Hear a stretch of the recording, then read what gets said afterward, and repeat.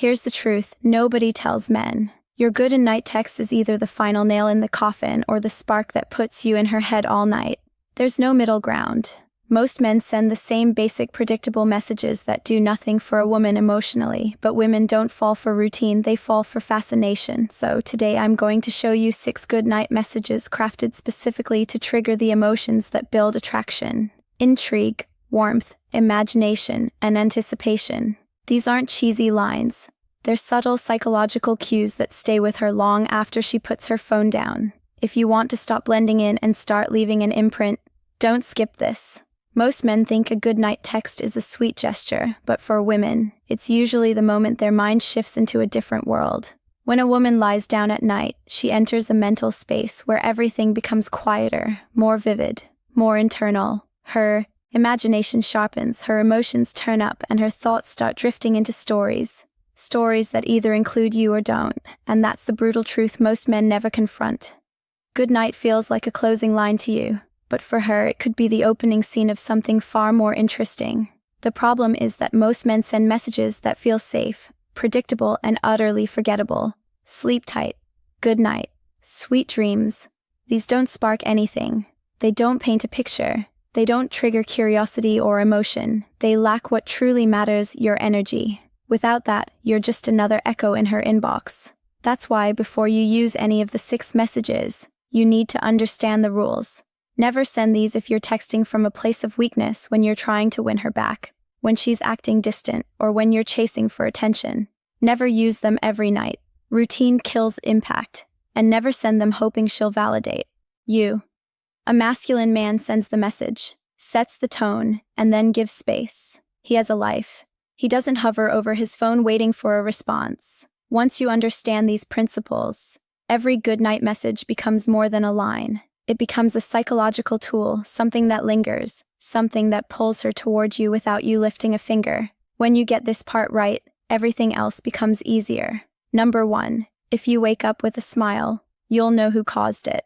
This is the gentlest message in the entire lineup, and that's exactly why it works so well as your first move. It doesn't try too hard, it doesn't overstep, and it doesn't scream for attention. Instead, it subtly plants a feeling, one that lingers long after she puts her phone down.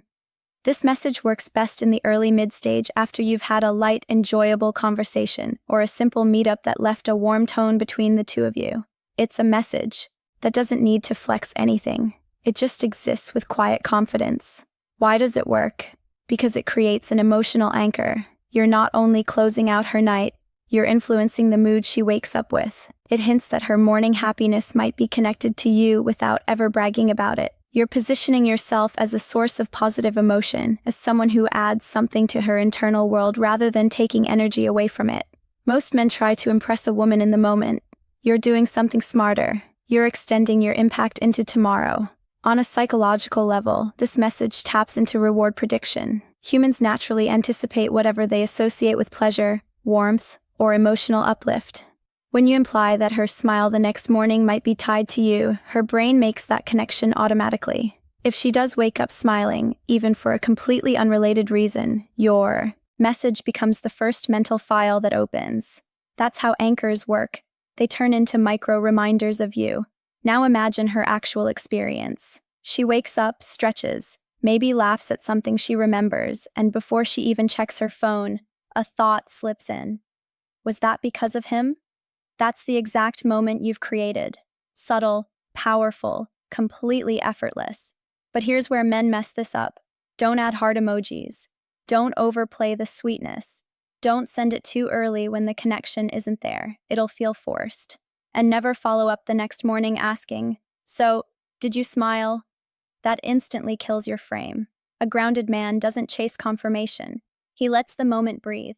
If she responds playfully, teasing you, keep your tone relaxed. Something simple like, "Glad to hear it," or "I'll take the credit," keeps your energy masculine and steady. The point isn't to prove anything. It's to let her feel something and leave. Space for her to come toward you. Number 2. Good night. I hope your pillow isn't jealous that I'm not there. This is where the tone shifts from gentle to playfully intimate. Not sexual, not aggressive, just enough warmth and humor to slip into her mind and stay there. This message works beautifully in the mid-stage when there's already some flirtation, a bit of teasing, or a shared joke or two. You're not forcing anything. You're simply adding a spark that most men never dare to create. The magic of this line lies in one thing: visual imagery. The moment she reads it, her brain paints a picture whether she wants to or not. Her lying in bed, her pillow beside her, and the subtle implication of you possibly being there. It's innocent, but the image lands. It's intimate, but not explicit, and it works because it lets her imagination do the heavy lifting. Humor plays a huge role here too. Women relax when they laugh. When you use a line that blends charm with light mischief, you immediately feel safer, more human, more enjoyable to interact with. The jealous pillow angle is clever because it personifies something harmless, letting you imply closeness without crossing lines. You're hinting at a presence without claiming it. You're planting a thought without invading her space. From a psychological standpoint, nighttime is one of the most private environments a woman has. Her room, her bed, her body unwinding from the day. Dropping a playful image into that exact setting makes you stand out in a way no sleep-tight message ever will. You're speaking the language of suggestion, not demand. But timing matters. If you send this too early, before any flirt energy exists, it'll feel like a leap. That's when it becomes cringe, not clever. This message shouldn't be your attempt to regain control when things feel off. You don't use it from a place of desperation. You use it when the dynamic is already warm. Picture what happens when it lands well. She smirks at her phone, maybe takes a screenshot and sends it to her friend with a, "Okay, this is actually cute." That's when you know you're becoming more than a contact. You're becoming a topic. And if she fires back something like, "My pillow is loyal, don't worry," you stay calm and charming. Blame your pillow. I'm innocent. No overthinking. No over-explaining. Just grounded, playful confidence. Number 3. Good night. I'll try not to show up in your dreams, but no promises. This is where you start tapping directly into the strongest psychological lever women possess: imagination. If the previous message played with visual humor, this one plays with mental imagery. Subtle, suggestive, and effortlessly memorable. It works best in the early mid or solid mid-stage when the connection is already warm, and you've shared enough banter for this kind of playful confidence to feel natural rather than presumptuous. The beauty of this message lies in its structure. The first half sounds polite and normal. Good night. But the second half flips the script completely. "I'll try not to show up in your dreams" is already a seed planted gently into her subconscious. You're inserting yourself into the exact place where her thoughts get the most vivid, the most emotional, and the most unfiltered. Then you add, "but no promises," which is the real hook. It's cheeky, it's bold, it's a challenge wrapped in a smirk. It suggests that even if you try not to appear in her dreams, your presence might still slip in, confident, without bragging. Psychologically, this line hits at the perfect moment, right before she falls asleep.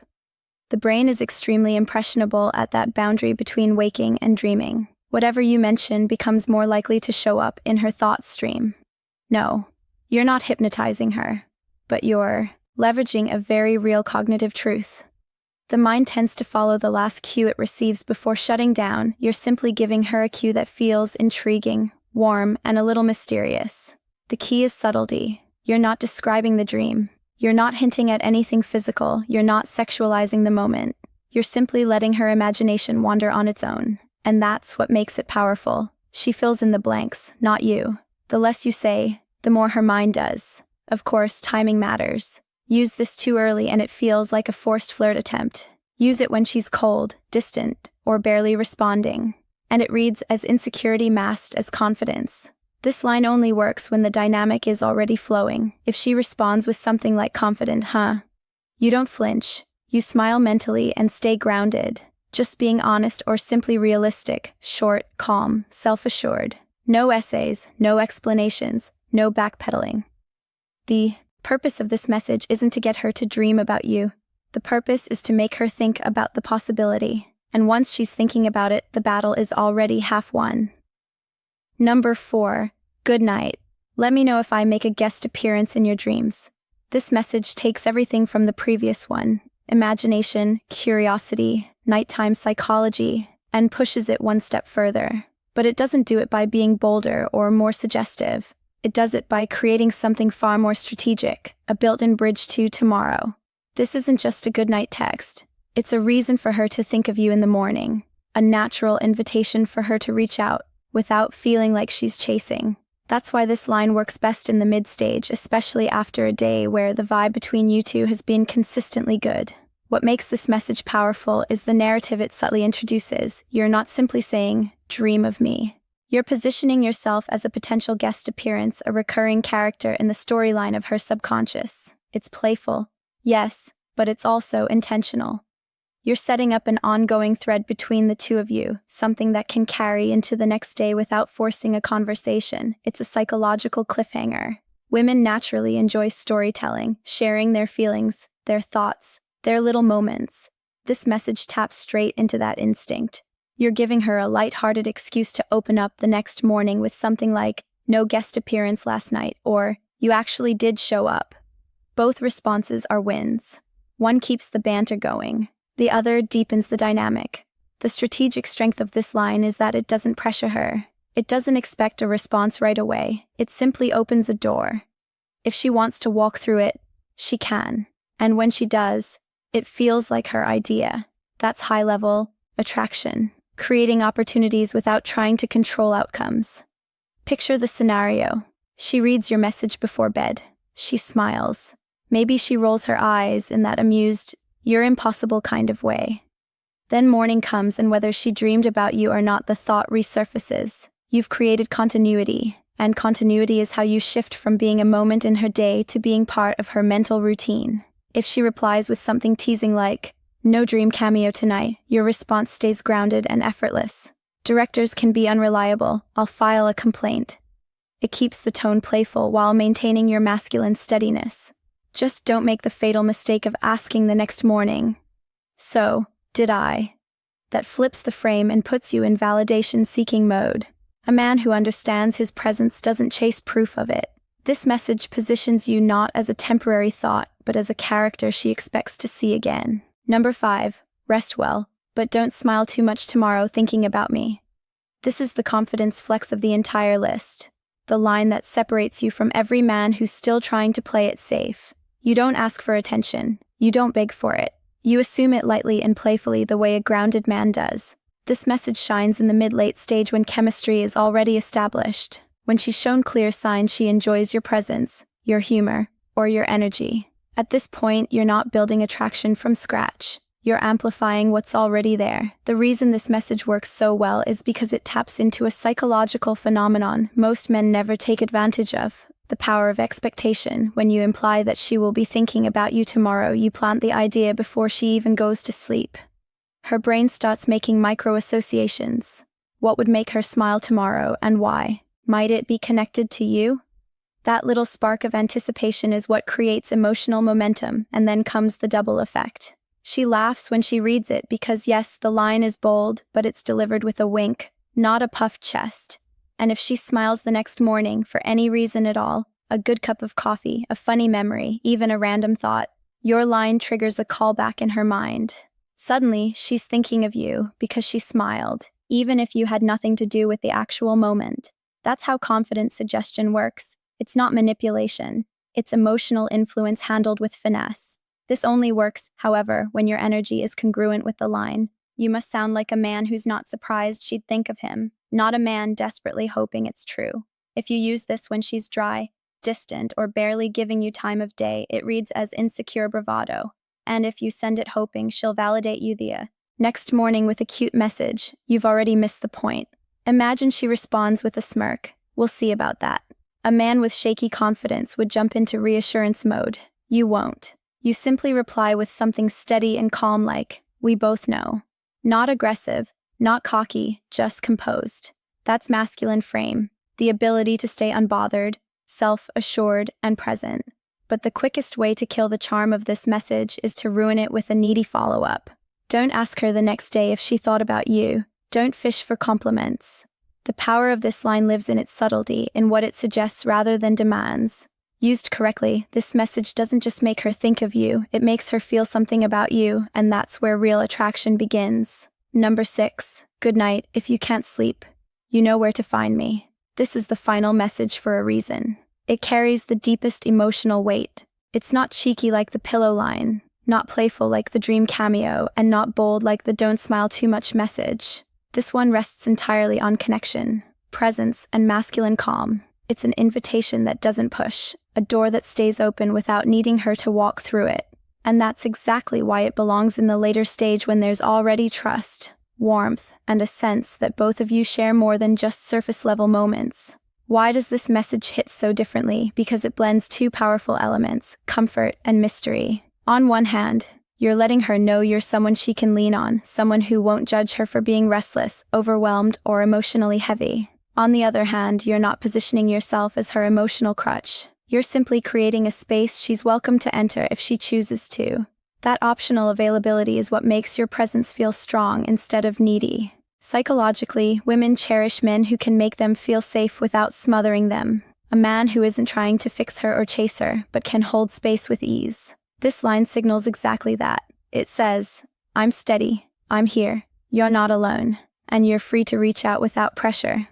It's emotional intelligence wrapped in 8 simple words. Now picture the moment she reads it. It's late. The room is quiet. Maybe her mind is buzzing from the day. Maybe she's overthinking. Maybe she's perfectly fine. But either way, she sees your message and feels a small shift. A soft comfort she didn't ask for, but appreciates. Even if she doesn't text back, the presence of your message lingers. And if she does text later with something like, I can't sleep, you don't jump into rescue mode or turn into an amateur therapist. You reply with warmth and steadiness. Something like, I'm here. What's on your mind? No pressure, no overfunctioning, just grounded energy. That doesn't make her problems yours to solve. The danger, of course, is misusing this line. If you send it when you're too available, too reactive, or secretly hoping she'll depend on you emotionally, it loses all power. It can't be a ploy to get her attention, and it can't be a last attempt to revive a dying conversation. It must come from fullness, not emptiness. Because this message isn't for boys searching for validation, it's for men who understand the balance between being a warm place to land and still being someone she has to step toward. When you use it from that place, calm, collected, confident, it becomes unforgettable. You've now seen the full picture. Not just 6 messages, but 6 different ways to influence how she feels, thinks, and connects with you long after the conversation ends. You understand why the typical goodnight gets lost in the noise, and why timing, intention, and emotional awareness matter far more than clever wording. You've learned when each message fits, how each one works psychologically, and how to avoid the mistakes that quietly kill attraction for most men without them ever realizing it. But here's the real transformation. You're no longer sending words. You're sending experiences. You're shaping the emotional tone she falls asleep with and the mood she wakes up to. You're stepping out of the category of forgettable men and into the much smaller group of men who know how to communicate with clarity, depth, and confidence. Because at the end of the day, the difference isn't in the line, it's in the frame behind the line. Most men will hear these messages and rush to copy and paste them like cheat codes. The man who wins is the one who uses them with intention, the one who understands the psychology behind them, the one who knows that masculine energy isn't loud or needy, but grounded, steady, and emotionally fluent. That man, that's who you're becoming. If you want to lock this in, drop a comment with the message you're planning to try tonight or the one you've used before without realizing why it worked. Hit like, share this with another man who needs to step out of the good night trap, and subscribe so you don't drift back into old habits. There's more to learn, and each shift you make brings you closer to embodying the kind of man who stays on her mind, even when her eyes are closed.